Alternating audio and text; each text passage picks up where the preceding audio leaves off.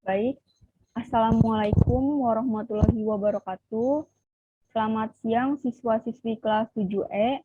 Puji syukur kehadirat Allah Subhanahu wa Ta'ala atas rahmat dan nikmatnya sehingga saya dapat membuatkan video pembelajaran IPS terkait materi potensi kemaritiman Indonesia.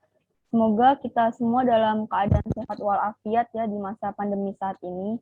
Tentunya saya juga selalu ingatkan meskipun saat ini kita tidak dapat melakukan pembelajaran secara luring atau pembelajaran secara langsung di kelas, namun saya harap hal tersebut tidak membuat semangat belajar kalian turun.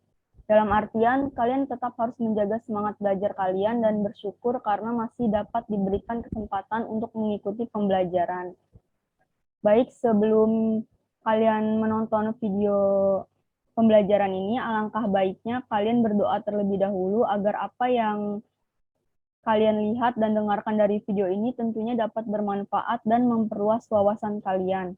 Dan jangan lupa siapkan buku dan alat tulis untuk mencatat poin-poin penting dari video pembelajaran ini. Baik, kita masuk pada slide pertama. Adapun tujuan pembelajaran kita ini ada 3 ya. Jadi setelah mempelajari materi mengenai potensi kemaritiman Indonesia, kalian ini diharapkan dapat yang pertama, kalian dapat menjelaskan potensi sumber daya perikanan Indonesia. Lalu yang kedua, kalian dapat menjelaskan potensi sumber daya hutan mangrove di Indonesia. Lalu yang ketiga, kalian dapat menjelaskan potensi sumber daya terumbu karang yang ada di Indonesia.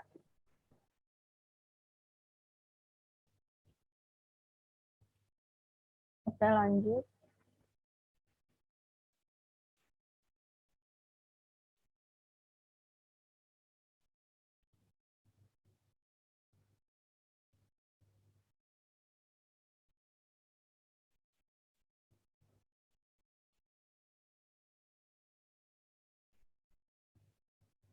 Baik, masuk pada potensi kemaritiman Indonesia. Di pertemuan sebelumnya kita juga sudah, atau minggu lalu kita sudah mempelajari potensi sumber daya alam hutan dan tambang yang ada di Indonesia. Jika kalian melihat dan menonton video animasi yang saya kirim minggu lalu, dan pada kesempatan kali ini kita akan mempelajari potensi kemaritiman Indonesia. Mengingat Indonesia sendiri merupakan negara maritim yang posisinya ini dikelilingi laut dan perairan ya, yang sangat luas tentunya. Dari hal ini tentunya juga banyak keuntungan yang didapat oleh Indonesia seperti halnya kekayaan sumber daya laut, baik itu flora maupun fauna yang sangat melimpah yang ada di Indonesia.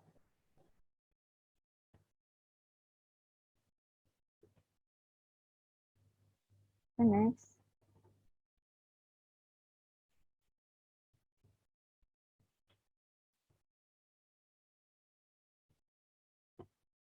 Luas laut Indonesia ini mencakup 2/3 dari seluruh luas wilayah Indonesia, yaitu 5,8 juta kilometer persegi.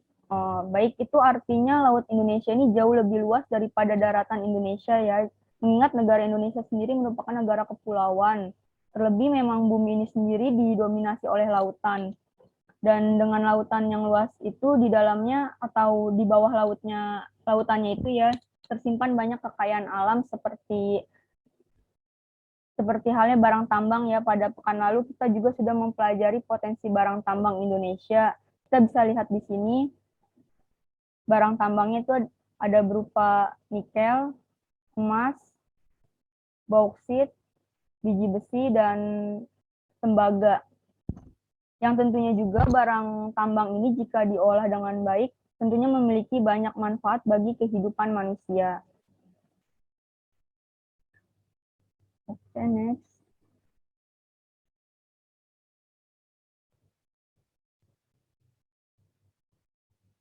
Baik, kekayaan yang dapat dimanfaatkan dari sumber daya laut yang lain adalah sumber daya alam berupa perikanan, mangrove, terumbu karang, dan lain-lain ya. Dan sumber daya tersebut ini disebut sebagai sumber daya pesisir seperti mangrove dan terumbu karang. Kita bisa lihat di sini contohnya sumber daya mangrove, hutan mangrove seperti ini ya. Lalu di sini juga ada terumbu karang. Dan ini terumbu karang yang dihuni oleh berbagai jenis biota laut. Indonesia ini sangat kaya akan potensi lautnya. Di dalamnya ini terdapat sekitar 28.000 spesies flora dan 350 spesies fauna dan 110.000 mikroba. Dari ini berdasarkan website Pendidikan Indonesia. Dari data ini kita lihat bahwa Indonesia ini kaya akan keanekaragaman hayati dengan ribuan spesies atau jenis flora dan fauna yang tinggal di dalam laut ini ya. Kita bisa lihat nih berbagai hewan yang tinggal di laut dan terumbu karang.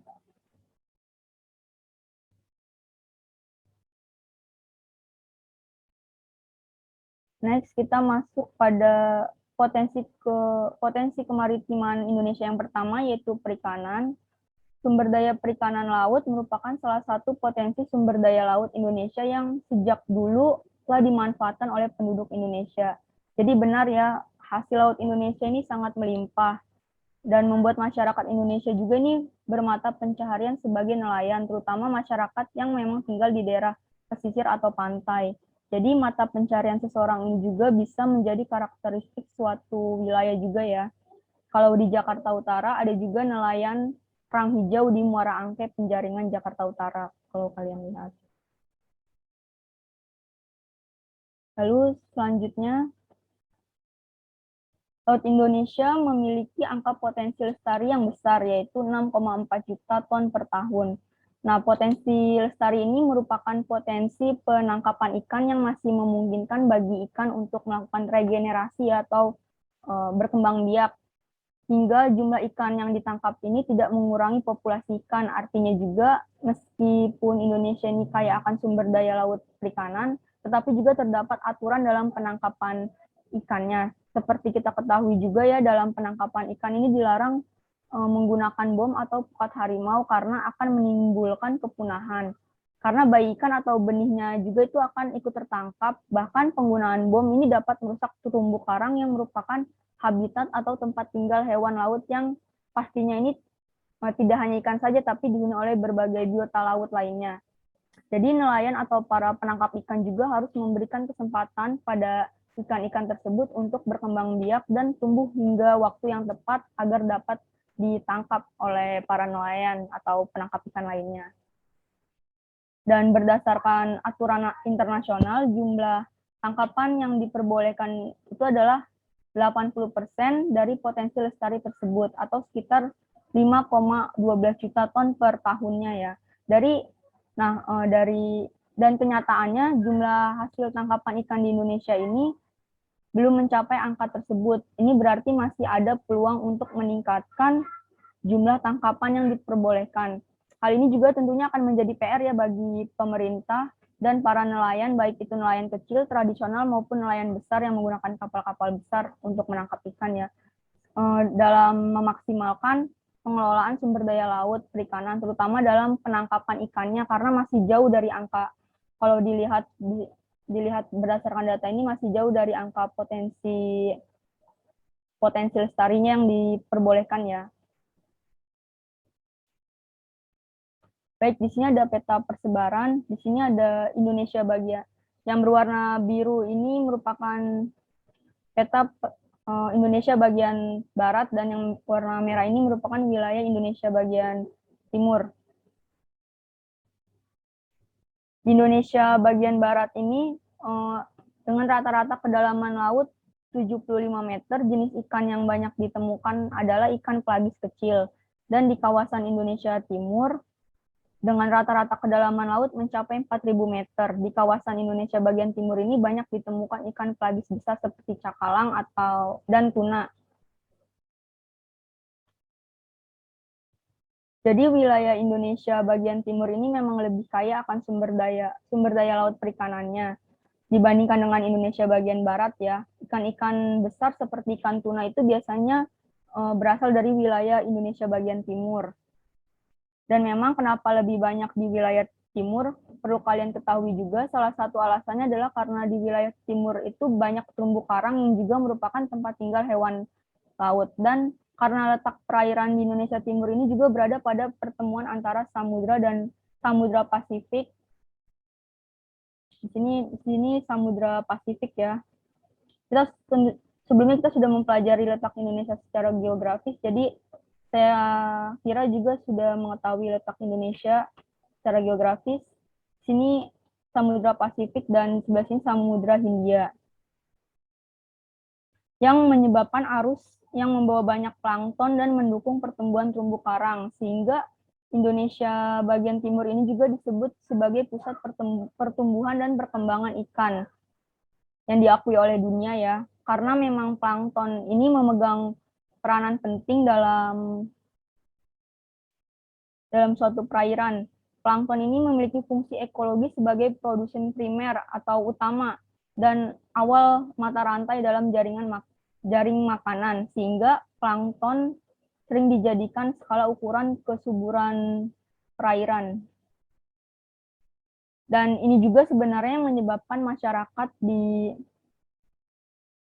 wilayah timur ini banyak yang bermata pencaharian sebagai nelayan. Nah, kalau di Indonesia bagian barat sendiri ini, selain ikan yang tersedia di lautan, banyak juga masyarakat yang melakukan budidaya ikan, seperti halnya di pantai utara Pulau Jawa. Ini Jawa yang banyak masyarakatnya mengembangkan usaha budidaya ikan dengan menggunakan tambak. Jenis ikan yang dikembangbiakan biasanya di sana itu ikan bandeng dan udang ya.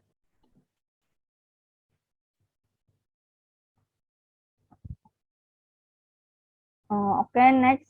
Karena sumber daya kelautan kita ini sangat melimpah, ternyata membuat para oknum yang tidak bertanggung jawab ini melakukan pencurian ya. Kekayaan alam Indonesia ini berupa ikan banyak diambil oleh para nelayan dari negara lain. Dan ini merupakan salah satu bentuk praktik pencurian ikan atau illegal fishing.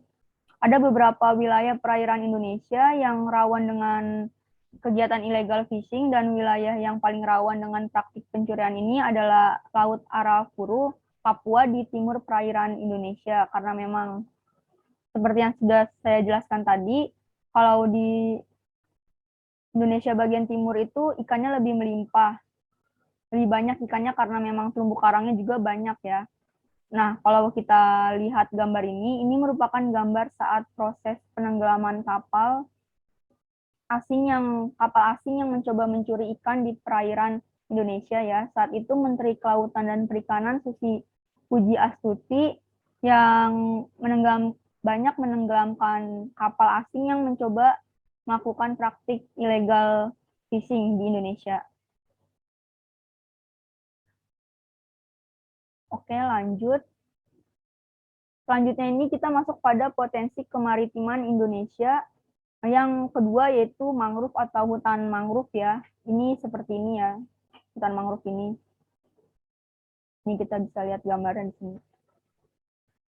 Selain ikan, kekayaan laut Indonesia juga nih berada di wilayah-wilayah pesisir seperti hutan mangrove ini, rumput laut, padang lamun, dan terumbu karang.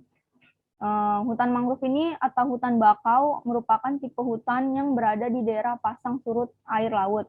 Saat air pasang, hutan mangrove ini digenangi oleh air laut, sedangkan pada saat air surut, hutan mangrove ini bebas dari genangan air laut.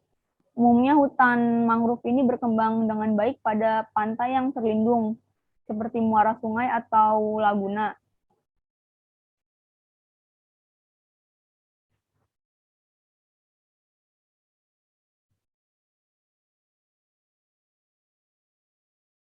Oke, selanjutnya.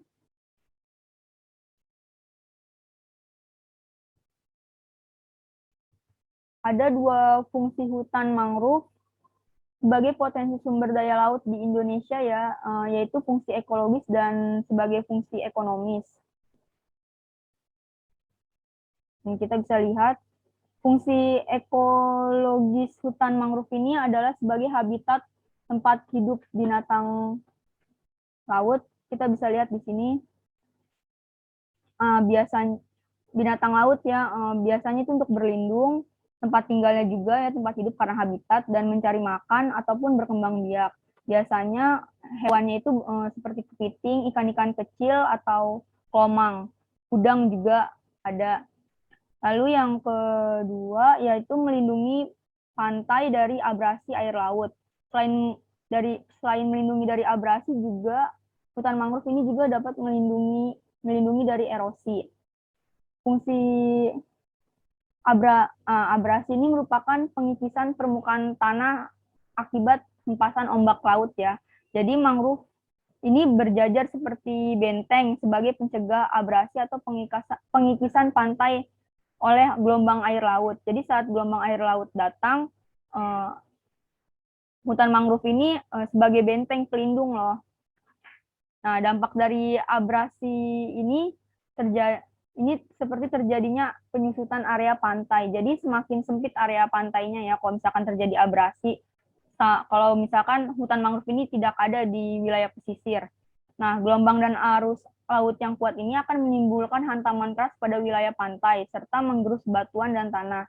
Nah, akibatnya juga bebatuan dan tanah ini berpisah secara perlahan dari wilayah daratan dan kemudian tergenang oleh air. Nah, selain area pantai menyusut, ternyata abrasi ini juga berdampak pada kehidupan masyarakat yang ada di sekitar. Abrasi air laut yang merembes sampai ke daratan ini ternyata membuat penduduk mengalami krisis air bersih. Jadi air tawar yang tercampur air laut ini menjadikan air menjadi payau. Selain mencegah abrasi, juga hutan mangrove ini sebagai pencegah erosi ya. Erosi ini merupakan pengikisan permukaan tanah oleh aliran air ya. Jadi mangrove ini punya peranan yang sangat penting bagi kehidupan di wilayah pesisir. Nah, selanjutnya ini adalah fungsi hutan mangrove dalam segi ekonomisnya ya. Ternyata fungsi ekonomis hutan mangrove berupa nilai ekonomisnya ini dapat dimanfaatkan dari kayu pepohonannya.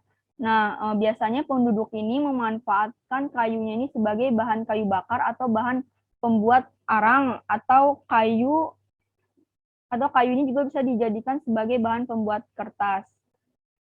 Nah, selain kayu, hutan mangrove juga ini kan dihuni oleh beragam jenis fauna yang bernilai ekonomis. Misalnya saja tadi sebagai tempat hidupnya atau habitatnya ya, kalau kita lihat dari ekologisnya, fungsinya secara ekologis, ternyata dari fungsi ekonomisnya juga bisa dimanfaatkan. Seperti jenis udang, dan jenis ikan lainnya yang berkembang biak dengan baik. Nah, ternyata selain fungsi ekologis ini, jenis fauna yang tinggal di sekitaran hutan mangrove ini juga bisa dimanfaatkan secara ekonomisnya oleh penduduk sekitar. Karena biasanya ada tambak ikan juga ya di sekitaran hutan mangrove, tapi juga jangan terlalu besar juga karena nantinya hutan mangrove ini akan kehilangan fungsinya. Bahkan yang biasa terjadi ini mangrove ini akan ditebang untuk guna memperluas tambak ikan itu. Jadi hutan mangrove ini akan kehilangan fungsinya kalau tambak ikannya itu terlalu besar. Nah, selanjutnya ini adalah fungsi sebagai tempat wisata ya. Sering disebut juga wisata mangrove. Nah, para pengunjung juga dapat menambah wawasannya mengenai hutan mangrove ini. Dan para penduduk di sekitar juga tentunya dapat memanfaatkan wisata mangrove ini yang ada dengan berdagang ya. Biasanya itu berdagangnya souvenir ataupun makanan. Bisa jadi makanan yang dijual itu didapat dari tambak ikan yang ada di sekitaran. Seperti misalnya jual ikan bakar atau buka rumah makan di wilayah wisata mangrove itu. Nah, kalau di Jakarta, kalian bisa mengunjungi wisata mangrove di PIK ya, Pantai Indah Kapuk. Sekitar situ kalau tidak salah. Atau di Bekasi juga ada di Tarumajaya. Kalian bisa lihat pemandangan hutan mangrove dengan menaiki perahunya di sana. Di sana juga ada di Bekasi ya. Oke, selanjutnya.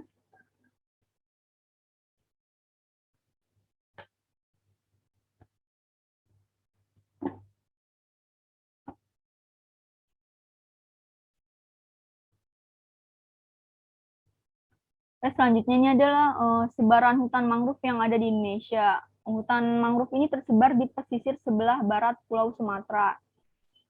Di sini ya, di Bengkulu, pesisir sini sebelah barat. Lalu beberapa bagian ada juga di pantai utara Pulau Jawa. Ini seperti Pulau Tidung, di sini juga ada.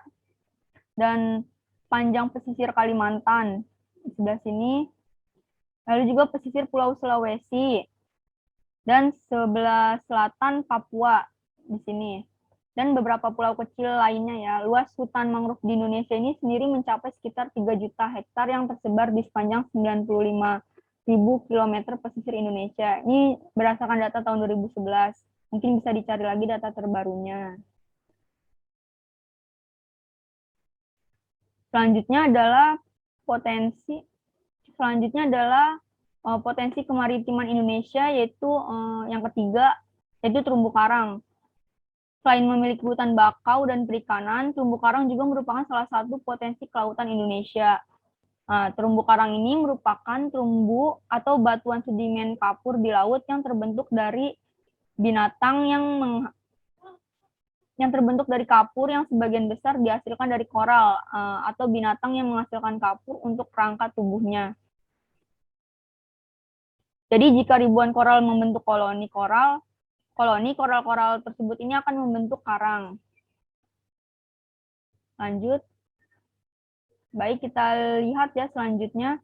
Sebagai negara kepulauan, Indonesia ini merupakan negara yang memiliki terumbu karang terluas di dunia. Luas terumbu karang Indonesia ini mencapai 284,3 ribu kilometer persegi atau setara dengan 18% dari terumbu karang yang ada di seluruh dunia.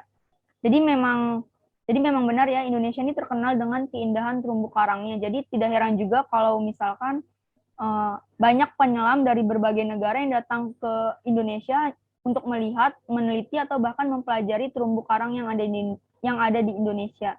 Jadi tidak heran juga kalau misalkan perairan di Indonesia ini kaya akan keanekaragaman biota lautnya. Seperti ikan, kan banyak jenis ikan yang ada di Indonesia. Karena memang terumbu karang ini juga kan sebagai habitat asli dari biota laut itu sendiri. Nah, tapi Indonesia yang memiliki kekayaan terumbu karang yang berlimpah ini, ternyata sebagian dari terumbu karangnya ini telah mengalami kerusakan. Dalam 50 tahun terakhir, terjadi penurunan sebanyak 50%. Hanya sekitar 5,23% yang berada dalam kondisi yang baik. Kita bisa lihat pada gambar di bawah ini ya, contoh dari terumbu karang yang sudah rusak.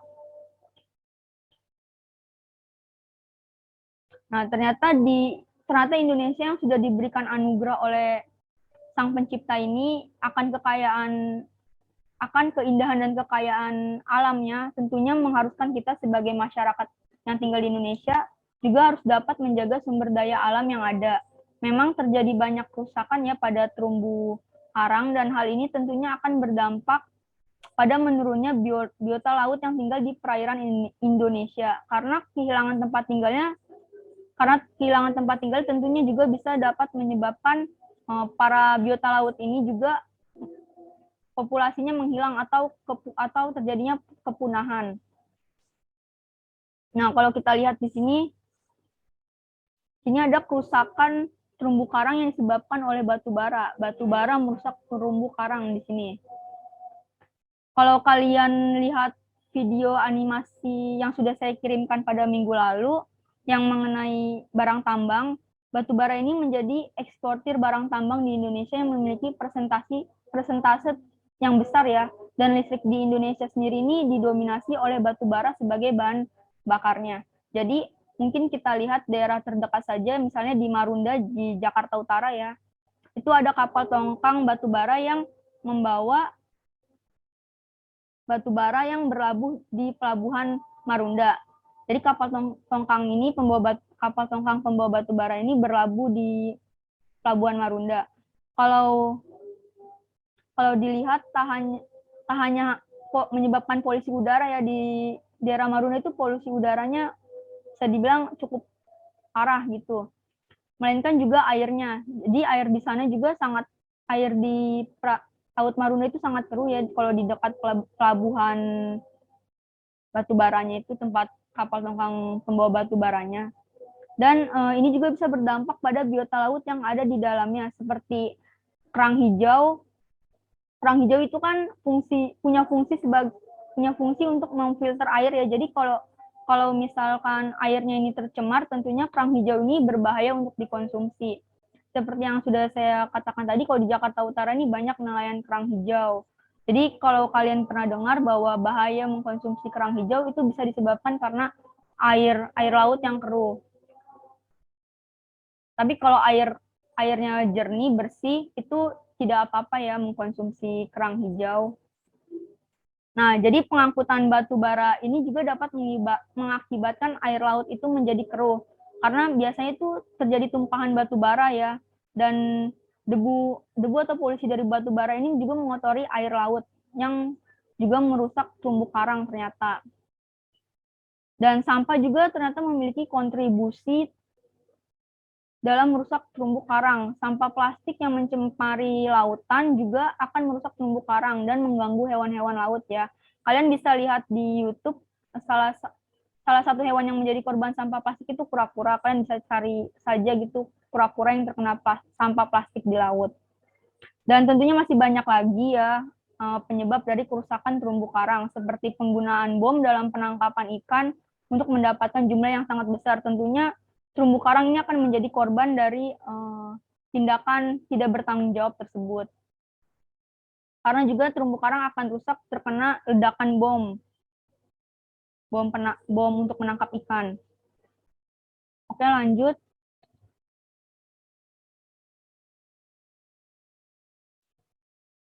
Jadi selanjutnya kekayaan terumbu karang Indonesia tidak hanya dari luasnya saja, akan tetapi juga keanekaragaman hayati yang ada di dalamnya. Nah, keanekaragaman hayati terumbu karang ini sebagai potensi sumber daya laut di Indonesia juga yang tertinggi di dunia.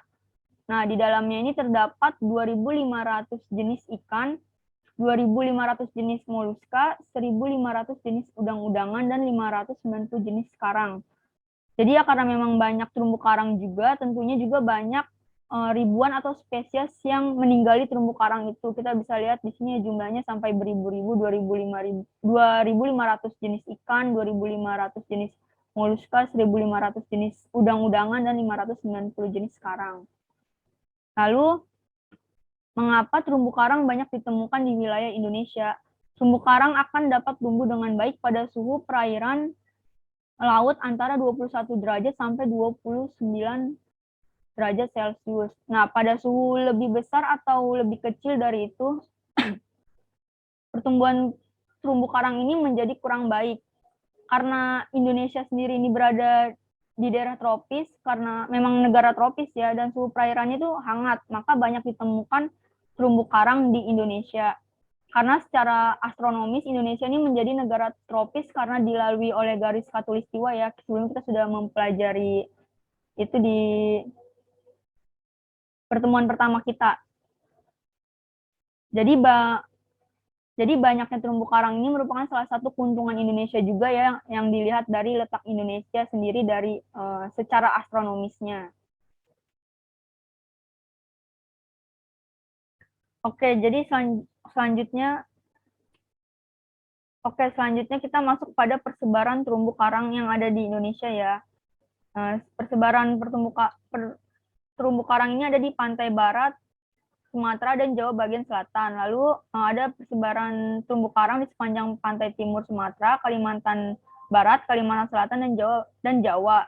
Lalu juga ada persebaran terumbu karang yang paling baik nih di daerah bagian barat Papua, Sulawesi, Maluku, Nusa Tenggara Timur, Nusa Tenggara Barat, dan di Bali. Nah, kalau kita lihat ini daerah-daerah ini merupakan wilayah Indonesia bagian timur ya.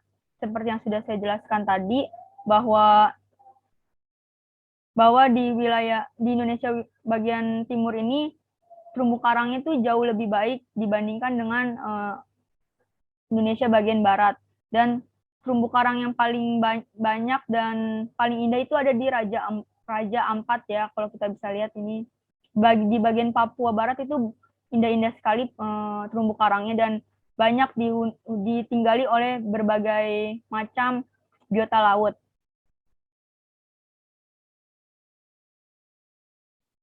Baik, mungkin sampai di sini ya pembahasan kita mengenai potensi kemaritiman Indonesia. Semoga dengan kalian menyimak video ini, saya harap tentunya dapat memperluas wawasan kalian mengenai kekayaan alam yang ada di Indonesia. Jadi jika memang ada yang ingin ditanyakan, silahkan saja bertanya. Jangan sungkan, insya Allah sebisa mungkin saya akan mencoba menjawab pertanyaan dari kalian. Baik, terima kasih jika sudah menyaksikan video ini dan yang belum menyaksikan silahkan ditonton terlebih dahulu ya. Saya juga minta maaf jika ada kekurangan dalam penyampaian ataupun kesalahan dalam penjelasan saya. Saya akhiri. Wassalamualaikum warahmatullahi wabarakatuh.